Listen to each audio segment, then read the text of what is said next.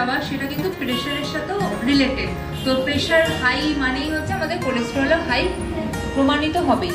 তো সেক্ষেত্রে যেহেতু নোনা জলের মাছ সেখানে সোডিয়ামটা বেশি থাকে, মানে যেহেতু নোনা জলের মাছ NaCl মানে হচ্ছে আমাদের নুন, তো সোডিয়াম বেশি থাকে বলে আমাদের প্রেশার বেড়ে যায়। সেটা ওই জন্য আমাদের যখন হাই প্রেশার হয় বা হাই কোলেস্টেরল হয় যাদেরই আছে তাদেরই আমরা কাঁচা নুন খেতে বারণ করি, মানে টেবিল সল্ট যেটুকু রান্নায় আছে সেটুকু নেবে, এরকম আমরা বলি।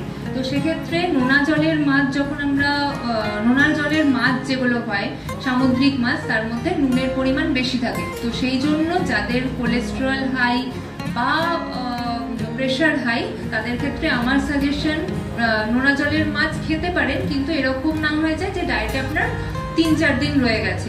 আপনি 2 সপ্তাহে একবার নোনা জলের মাছ খেতেই পারেন, কোনো অসুবিধা নেই তাতে। কিন্তু পুকুরের যে মাছ যেটা আমরা পোনা মাছ বলে থাকি সেটা